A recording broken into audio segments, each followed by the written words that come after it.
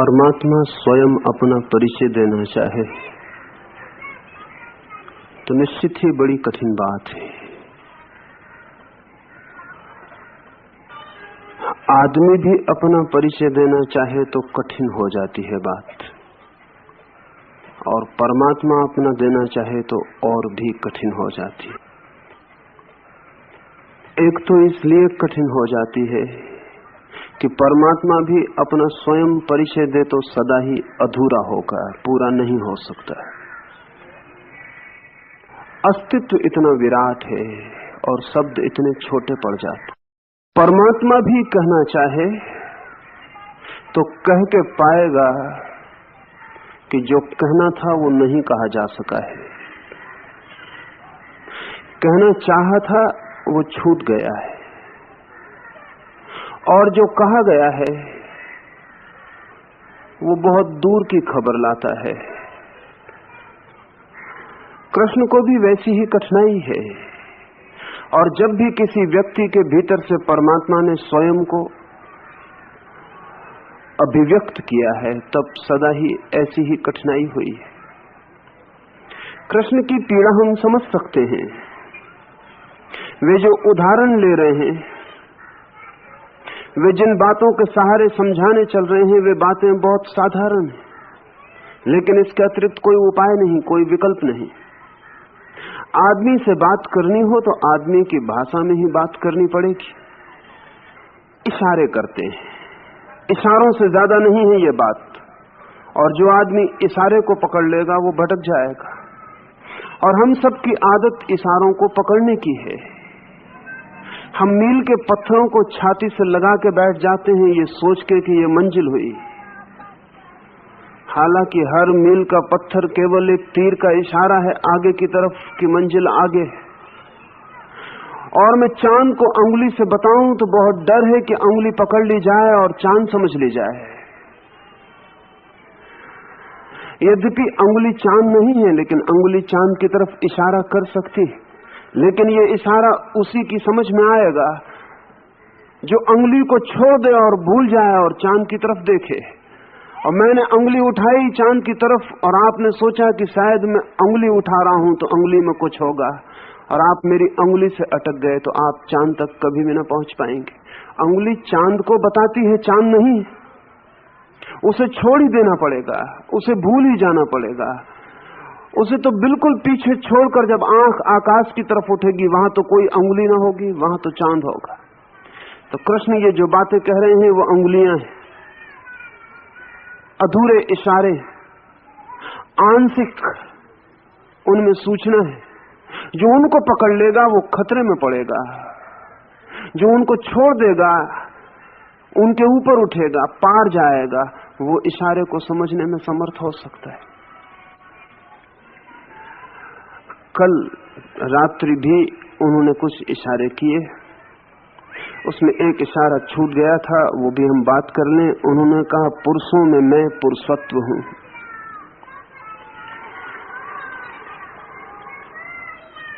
पुरुषों में पुरुषत्व, पुरुष नहीं।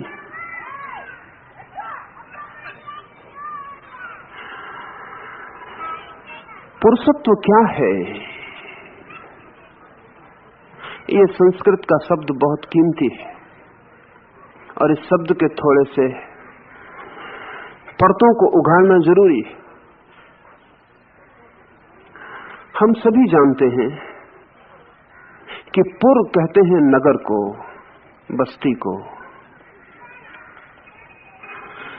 जिन्होंने पुरुष शब्द का उपयोग किया है उन्होंने कहा है कि ये आदमी तो एक नगर है, ये पुर है, और इसके भीतर एक मालिक बस रहा है, वो पुरुष है। इस नगरी के भीतर जो छिपा है वो। तो पुरुष से अर्थ स्त्री के विपरीत जो है वैसा नहीं है। पुरुष का अर्थ मेल नहीं है। पुरुष तो स्त्री के भीतर भी है। स्त्री और पुरुष जैसा हम प्रयोग करते हैं, ये तो नगर की खबर देते हैं। स्त्री की बस्ती अलग है, उसका शरीर अलग है, और जिसे हम पुरुष कहते हैं उसकी भी बस्ती अलग है और शरीर अलग है। लेकिन भीतर जो बस रहा है पुरुष, उस नगर के बीच में जो बस रहा है मालिक, वो एक है। इसलिए कई को यह ख्याल हो सकता है कि कृष्ण ने स्त्रियों की जरा भी बात न कही। कुछ तो कहना था कि स्त्रियों में मैं कौन, जाति मालूम पड़ती, सबकी बात कर रहे हैं। और स्त्री कोई छोटी घटना नहीं है कि उसकी बात छोड़ी जा सके। जिसे हम पुरुष कहते हैं उससे तो थोड़ी बड़ी ही घटना है, क्योंकि जीवन के सृजन में पुरुष तो संयोगिक है, एक्सीडेंटल है, स्त्री आधारभूत है। लेकिन कृष्ण ने स्त्री की बात नहीं की, जानकर, क्योंकि पुरुष में स्त्री सम्मिलित हो गई। अगर नगर की बात करते तो फासला था स्त्री और पुरुष का, वे तो उसकी बात कर रहे हैं जो नगर के बीच में बसा है। स्त्री के भीतर भी वो पुरुष है, पुरुष के भीतर भी पुरुष है। फिर भी पुरुष की बात नहीं कर रहे, कह रहे हैं पुरुषों में पुरुषत्व। जैसे कि हजारों फूल को निचोड़ के हम थोड़ा सा इत्र बना लें, ऐसा ही समस्त पुरुष जहां जहां हैं उनके भीतर जो पुरुषत्व है, वो जो निचोड़ है, वो जो इत्र है, वो मैं हूं। ये भी सोचने जैसा है, क्योंकि जब हम कहते हैं पुरुष तो एक पर्टिकुलर, एक विशेष व्यक्तित्व का ख्याल आता है। जब हम कहते हैं पुरुषत्व तो यूनिवर्सल, सार्वभौम सत्य का ख्याल आता है। जब हम कहते हैं पुरुष तो सीमा बनती है, और जब हम कहते हैं पुरुषत्व तो असीम हो जाता है। यूनान में प्लेटो ने जिसे आइडिया कहा है,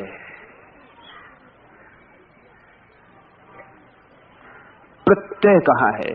पुरुषत्व एक प्रत्यय है, एक आइडिया है।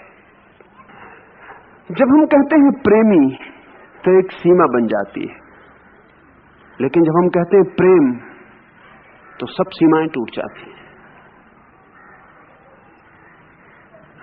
तब असीम हो जाता है सब। जब हम कहते हैं पुरुष तो एक रेखा खिंच जाती है चारों ओर। जब हम कहते हैं पुरुषत्व तो विराट आकाश की तरह सब विस्तीर्ण हो जाता है। पुरुषत्व की कोई सीमा नहीं। पुरुष आएंगे और जाएंगे, पुरुष बनेंगे और मिटेंगे, पुरुषत्व तो शाश्वत है। शक्लें बदलेंगी, घर बदलेंगे, नगर बसेंगे और उजड़ेंगे। आज आपका एक नाम है, पिछले जन्म में दूसरा था, अगले जन्म में और तीसरा होगा। कितने कितने पुरुष होने का आपको ख्याल पैदा होगा कि मैं ये हूं, मैं ये हूं, मैं ये हूं, लेकिन भीतर वो जो निर्गुण, वो जो भीतर निराकार है, वो एक है। इसलिए भी कहा पुरुषत्व। जब हम लहरों की बात करते हैं तो अक्सर डर होता है कि सागर कहीं भूल ना जाए। कृष्ण ये कह रहे हैं कि लहरों में मैं सागर। लहर भला दिखाई पड़ती हो, लेकिन सिर्फ दिखाई पड़ती है, अपीयरेंस है, सिर्फ एक आभास है। सत्य तो सागर है जो नीचे है। बड़ी मजे की बात है, सागर के किनारे जाएं तो लहरें ही दिखाई पड़ती हैं, सागर कभी दिखाई नहीं पड़ता। अक्सर आप कहते हैं कि मैं सागर के दर्शन करके आ रहा हूं, लेकिन गलत कहते हैं। कहना चाहिए लहरों के दर्शन करके आ रहा हूं। सागर तो दिखाई नहीं पड़ता, दिखाई तो लहरें पड़ती हैं। फिर भी आप कहते हैं कि सागर का दर्शन करके आ रहा हूं, इसी ख्याल से कि लहर की क्या गिनती करनी।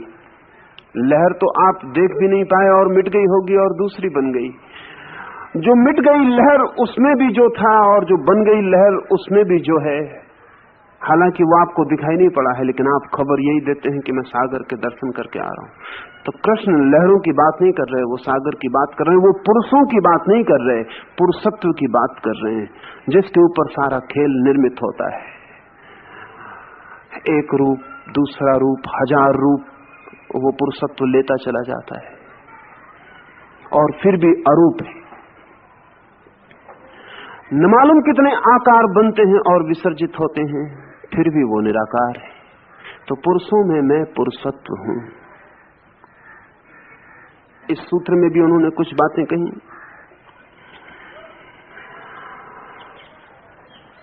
और कुछ कीमती बातें कही। कहा है, वासना से रहित, काम से रहित वीरों का वीर्य हूं। वासना से रहित, कामना से नहीं रहित वीरत्व हूं, वीरता हूं। आदमी वासना में डूबकर बड़े वीरता के कार्य कर सकता है, लेकिन कृष्ण कह रहे हैं कि मैं तब, मनुष्य के भीतर वो जो वीर्य की ऊर्जा घटित होती है, मैं तब वो हूं जब वहां काम ना हो, वासना ना हो। आपको ख्याल दिलाना चाहूंगा, महावीर का जन्म का नाम वर्धमान था,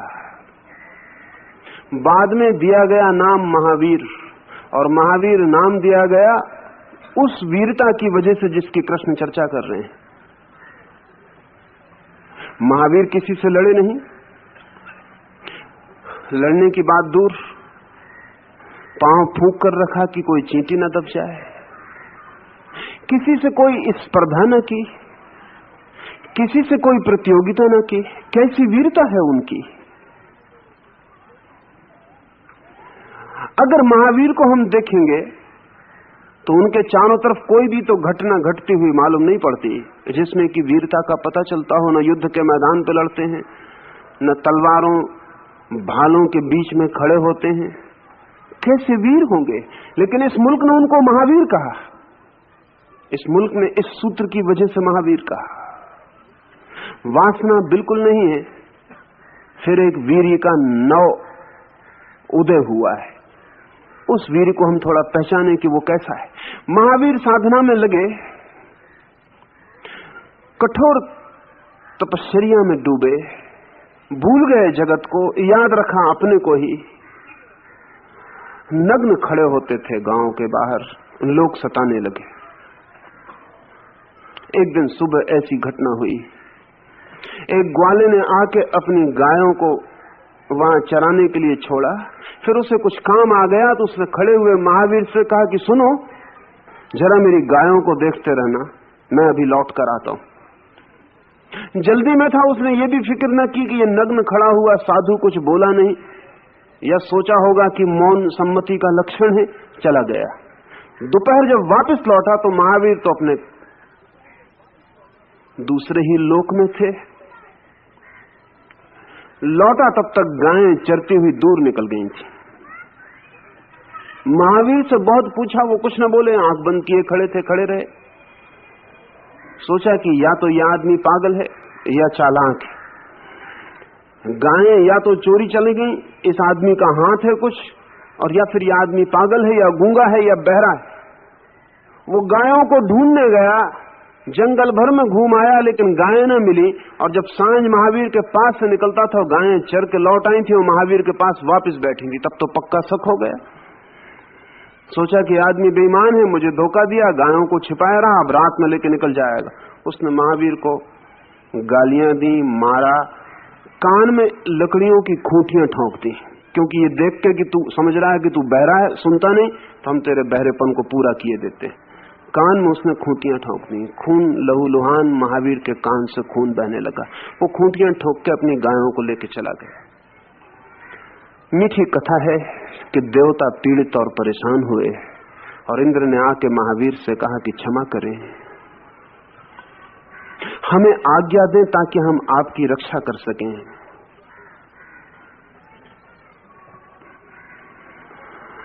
ऐसा दोबारा न हो, अन्यथा बदनामी हमारी होगी कि भले लोग जमीन पर थे और महावीर के कान में खूंटियां ठोक दी गई। हमें आज्ञा दें। महावीर ने आंख खोली और कहा, वो ग्वाला भी अपने ढंग से मुझे विचलित करने आया था, तुम अपने ढंग से मुझे विचलित करने आए हो। मुझे छोड़ दो, मुझ पर जो भी होना है मुझे अकेले पर होने दो। जन्मों जन्मों बहुत तरह के साथ मैंने लिए, सब साथ व्यर्थ गए, अब मैं अकेला हूं। जन्मों जन्मों न मालूम कितने कंधों पे हाथ रखे और सोचा कि वो साथी बनेंगे, कोई साथी कभी बना नहीं, अब मैं अकेला हूं। अब ये वीरता दिखाई नहीं पड़ेगी बाहर किसी युद्ध के मैदान में, लेकिन युद्धों में जो वीर हैं वो बच्चे हैं। महावीर की वीरता यह है कि वो कहते हैं अब संगी और साथी न बनाऊंगा, अब अकेला काफी हूं। जन्मों जन्मों बहुत संगी साथी बनाए, सब व्यर्थ खो गए, पाया आखिर में कि अकेला हूं, अब मुझे तुम अकेला ही होने दो। और एक तरह से वो विचलित करने आया था, तुम दूसरी तरह से विचलित करने आए हो। इंद्र ने कहा आप हमें गलत ना समझे, हम आपको विचलित करने नहीं, सिर्फ रक्षा करने आए।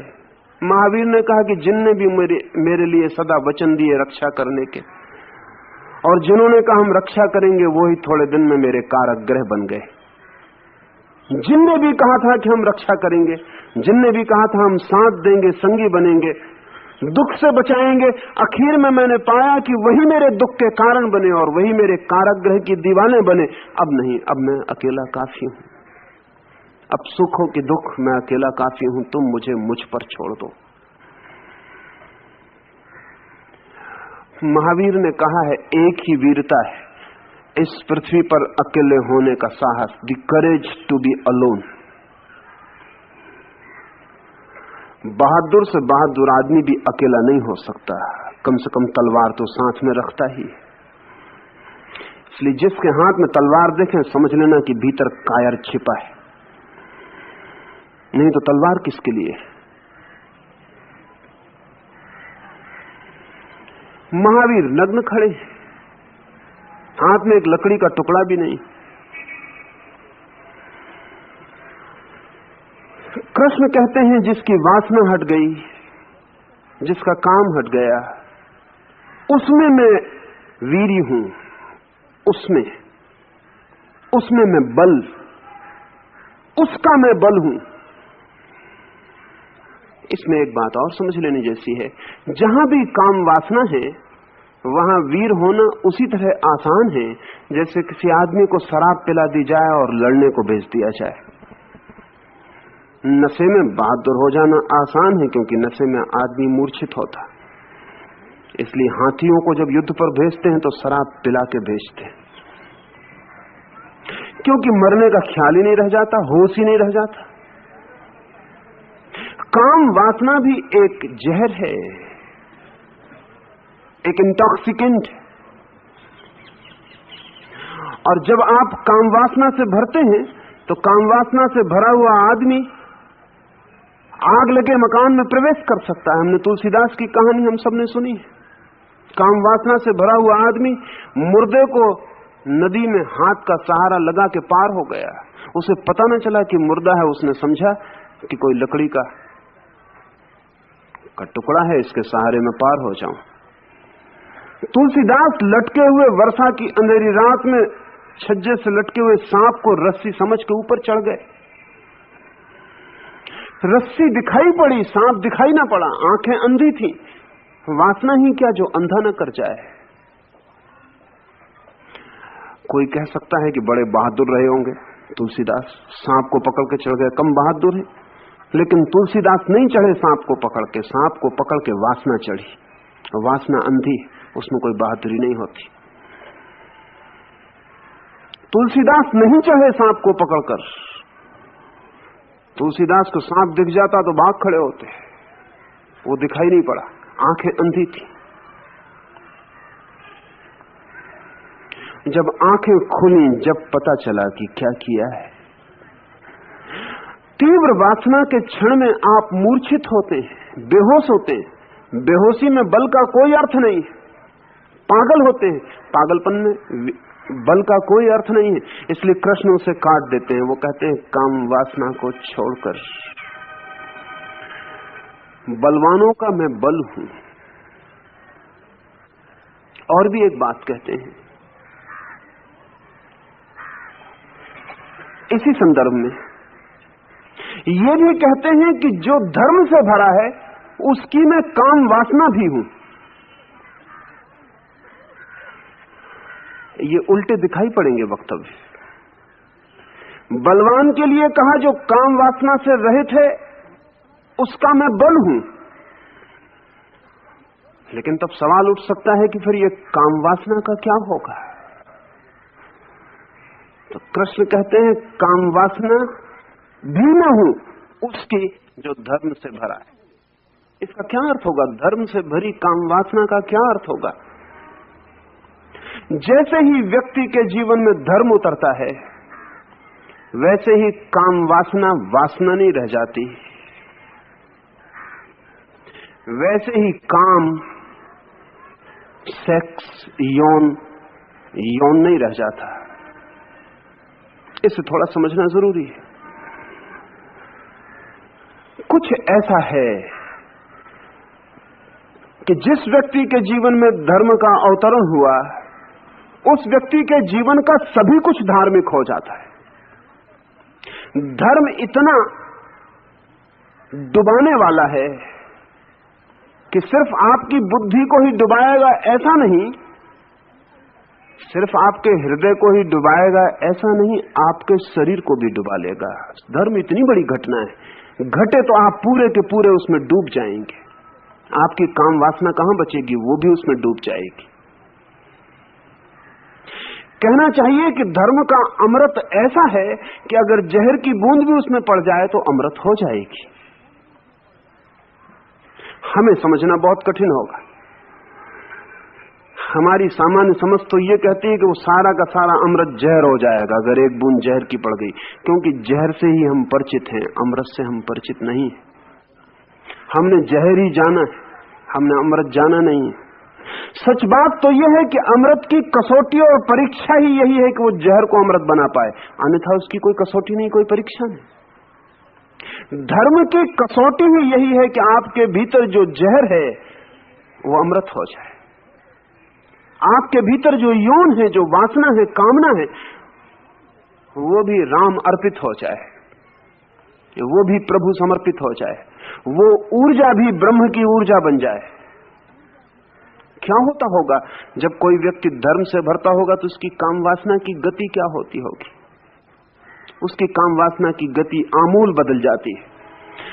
अभी आप काम वासना से भरते हैं अचेत होकर,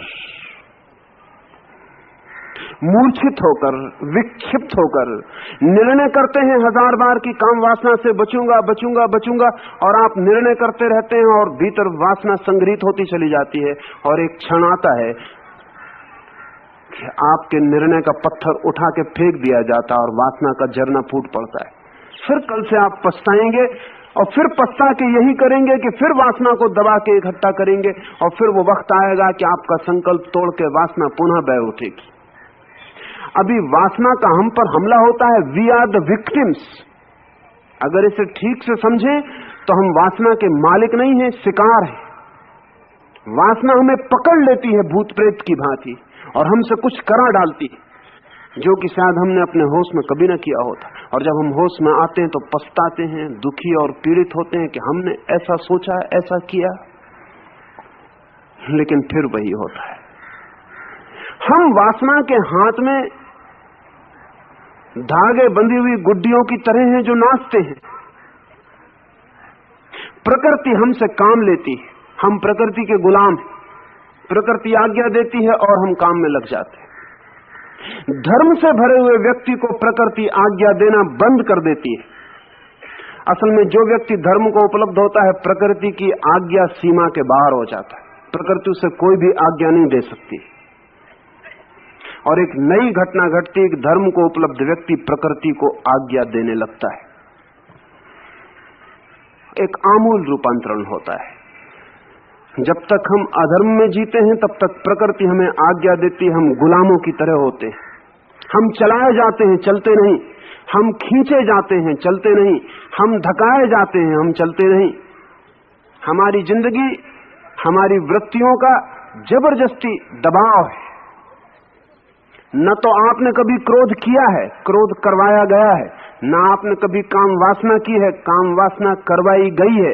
आप सिर्फ एक विक्टिम है, एक शिकार है जो चारों तरफ से आपको धक्के दिए जा रहे हैं। जैसे हवा में पत्ता कपता है, बाएं हवा बहती तो बाएं और दाएं बहती है तो दाएं।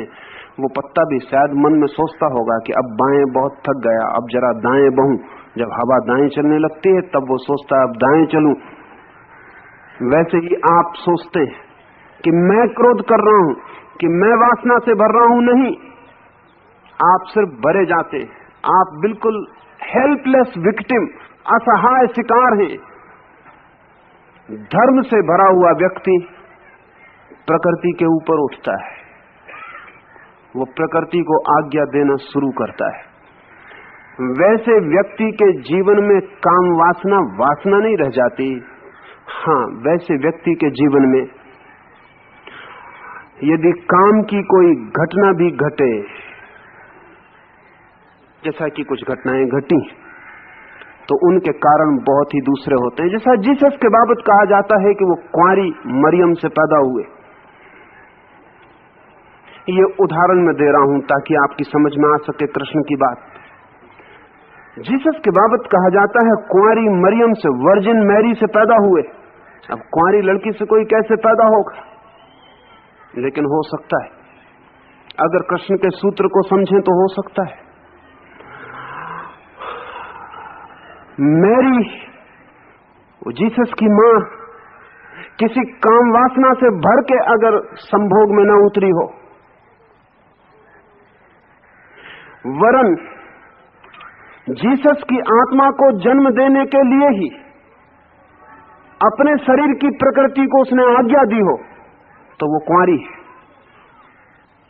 और आपसे मैं कहूं कि आप जब किसी बच्चे को जन्म देते हैं तब भी आपको पता नहीं होता कि उस बच्चे की आत्मा आपके चारों तरफ मंडरा रही है और आपको प्रेरित कर रही है कि आप उसे जन्म दें, लेकिन आप बेहोश हैं। उसके लिए प्रकृति आपको धक्के दिलाती है और बच्चे का जन्म करवाती है। लेकिन काम वासना जिस दिन धर्म से रूपांतरित होती है, उस दिन आप सचेत रूप से एक आत्मा से बात कर पाते हैं जो आपके द्वारा जन्म लेना चाहती है। और अगर आप जन्म देना चाहते हैं तो आप अपने शरीर को आज्ञा देते हैं कि वो वासना में उतरे, वो काम कृत्य में उतरे, लेकिन ये आज्ञा होती है। और इसलिए इसमें बुनियादी फर्क है। जब आप काम वासना में उतरते हैं तो आप बेहोश होते हैं, और जब ऐसा व्यक्ति कभी काम वासना में उतरता है तो बिल्कुल होश में होता है। वो अपने शरीर का उपयोग एक उपकरण, एक यंत्र की भांति कर रहा होता है, मालिक होता है, शरीर उसका उपयोग नहीं कर रहा होता है। तो कृष्ण कहते हैं मैं काम वासना भी हूं, लेकिन उनकी जो धर्म से भरे।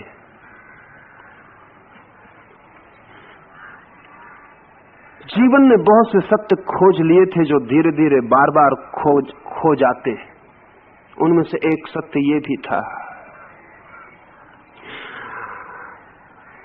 इस संदर्भ में एक बात आपको कहना चाहूंगा। आज सारी पृथ्वी पर संतति निरोध का आंदोलन है। सब जगह किसी भी तरह आने वाले बच्चों को रोकना है। लेकिन एक ही उपाय मालूम पड़ता है, और वो ये कि हमारे शरीर में कुछ फर्क किया जाए, और कोई उपाय नहीं मालूम पड़ता। एक ही उपाय मालूम पड़ता है कि हमारे शरीर की ग्रंथियां काट डाली जाएं, या शरीर में ऐसे रासायनिक द्रव्य डाले जाएं, या ऐसा इंतजाम किया जाए कि आने वाली आत्मा जो हमारे भीतर प्रवेश करती है वो अवसर न पा सके और प्रवेश न कर पाए। ये बड़ी असहाय स्थिति है। इससे अन्यथा नहीं हो सकता क्या? लेकिन आदमी को देख कर नहीं कहा जा सकता कि हो सकता है। दूसरी बात भी हो सकती है। कृष्ण के इस सूत्र से वो बात दूसरी निकलती। हम व्यक्तियों को इतना सचेतन बना सकते हैं, शरीर को बदल के नहीं, उनकी चेतना को बदल कर, कि जब कोई आत्मा उनसे निवेदन करे कि वो जन्म देने वाले बने तो वो इनकार कर सके, या जरूरत हो तो जन्म दे सके। इस संबंध में मैं आपसे ये भी कहना चाहता हूं कि हजारों वर्ष तक भारत ने इसका प्रयोग किया है। इस बात के सैकड़ों प्रमाण हैं इस बात का प्रयोग किया गया है। इस प्रयोग की पूरी साइंस विकसित की गई थी। जैसे कि आपने अगर महावीर या बुद्ध का जीवन पढ़ा हो तो इस मुल्क में एक पूरा का पूरा ड्रीम एनालिसिस, एक स्वप्न विज्ञान निर्मित किया था। फ्रायड ने तो अभी स्वप्न के लक्षणों को समझना शुरू किया। वो भी समझ अभी बहुत बालपन की, वो भी बहुत गहरी नहीं। लेकिन जैन परंपरा कहती है कि जब तीर्थंकर किसी मां के गर्भ में प्रवेश करता है तो इस तरह के स्वप्न इस समय पर उस मां को आने शुरू होते। वो इस बात की खबर है कि तीर्थंकर की कोटि की आत्मा उस मां के गर्भ में प्रवेश करना चाहती है। वो स्वप्न सूचनाएं, उन स्वप्नों से खबर मिलती है कि कोई एक विराट आत्मा मां के भीतर प्रवेश करना है। वो स्वप्न जो है सिंबॉलिक मैसेजेस है। और ये बड़े मजे की बात है कि जैनों के 24 तीर्थंकर बहुत लंबे फासले पर हुए, अंदाजन कम से कम 10,000 साल का फासला, कम से कम, इससे ज्यादा हो सकता है। लेकिन उनकी माताओं को आने वाले स्वप्नों का क्रम एक। वो स्वप्न सूचक हैं। वो इस बात की खबर दे रहे हैं कि इंकार मत कर देना, क्योंकि जो व्यक्ति पैदा होने वाला है वो तुम्हें सिर्फ मार्ग बना रहा है, लेकिन इस जगत के लिए बहुत काम का है। उसको इंकार मत कर देना। वो कोई साधारण आत्मा नहीं जो तुमसे आ रही है। और बुद्ध के मामले में तो ये भी जाहिर था कि बुद्ध जिससे भी जन्म लेंगे वो मां जन्म दे के तत्काल मर जाएगी, जी ना सकेगी। क्योंकि बुद्ध जैसे व्यक्तित्व को जन्म देना, हम जानते हैं साधारण बच्चे को देने में कितनी प्रसव पीड़ा होती, साधारण बच्चे को जन्म देने में कितनी प्रसव पीड़ा होती, लेकिन शरीर को ही पीड़ा होती। बुद्ध जैसे व्यक्ति को जन्म देने में आत्मा तक प्रसव पीड़ा का प्रवेश होता है। वो कोई छोटी घटना नहीं है, एक बहुत महान घटना, एक विराट घटना घट रही है शरीर के भीतर। तो ये जाहिर थी बात कि बुद्ध की मां जन्म देने के बाद बचेगी नहीं। फिर भी बुद्ध की मां राजी थी, क्योंकि बुद्ध जैसा व्यक्ति पैदा होता है ये सौभाग्य छोड़ने जैसा नहीं है। और कहा जाता है कि देवताओं ने बुद्ध की मां को न मालूम कितनी तरह से राजी किया और कहा कि इंकार मत कर देना, क्योंकि जो व्यक्ति आ रहा है वो करोड़ों के जीवन को प्रकाशमान कर देगा। उसके लिए इतना कष्ट झेलने की तैयारी रखना। बुद्ध ने घोषणा की है कि 2000 साल बाद मैं पुनः एक नए रूप में, मैत्रेय के रूप में पृथ्वी पर उतरूंगा। 2000 साल पूरे हो गए, लेकिन मैत्रेय को ठीक गर्भ नहीं मिल पा रहा है, इसलिए एक अड़चन खड़ी हो गई है। इसलिए जो लोग जीवन की गहराइयों से संबंधित हैं, उनकी इस वक्त सबसे बड़ी बेचैनी यही है कि कोई मां मैत्रेय को ग्रहण करने के लिए तैयार हो जाए, लेकिन कोई मां पृथ्वी पर दिखाई नहीं पड़ती है।